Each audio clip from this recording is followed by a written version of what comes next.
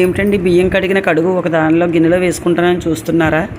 లక్ష్మీచారు చేసే విధానం మీకు చూపిస్తానండి. హాయ్ అండి.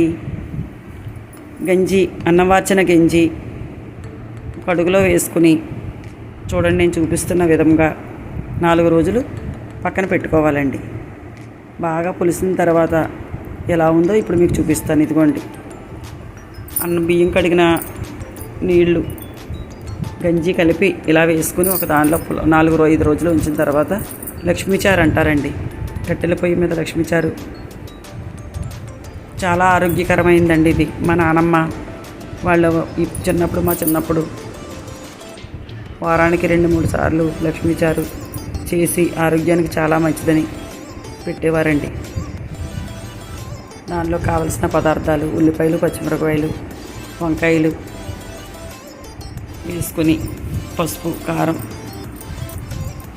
మనకి తగినంత ఉప్పు వేసుకుని కరివేపాకు వేసుకుని, ఆకుకూరలు ఏమైనా సరే పర్వాలేదండి, వేసుకోవచ్చండి. బాగా కలుపుకొని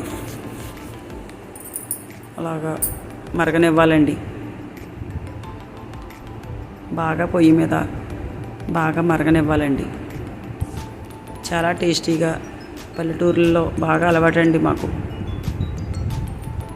చాలా చాలా రుచికరమైన లక్ష్మీచారు చూడండి ఎలా పొంగుతుందో. బాగా మరగనిచ్చిన తర్వాత లక్ష్మీచారు ఎలా మరుగుతుందో చూడండి.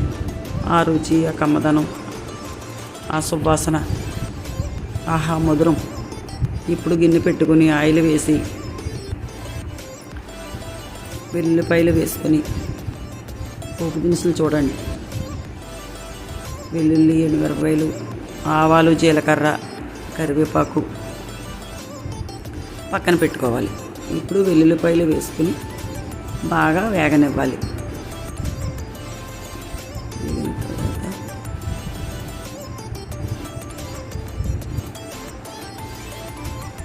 బాగా వేగిన తర్వాత ఆవాలు, జీలకర్ర, ఎండుమిరపకాయలు, కరివేపాకు కూడా వేసుకోవాలండి. బాగా ఉప్పు సామాన్లు వేగిన తర్వాత తాలింపు దినుసులన్నీ బాగా వేగనివ్వాలి.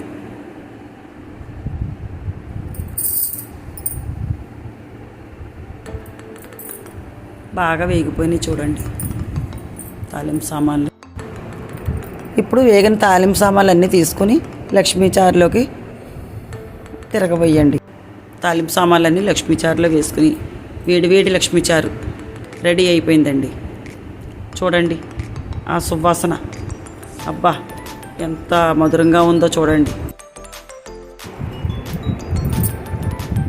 ఈ వీడియో కనుక మీకు నచ్చినట్లయితే లైక్ చేయండి, షేర్ చేయండి, సబ్స్క్రైబ్ చేయండి, అలాగే గంట సింబల్ నొక్కండి.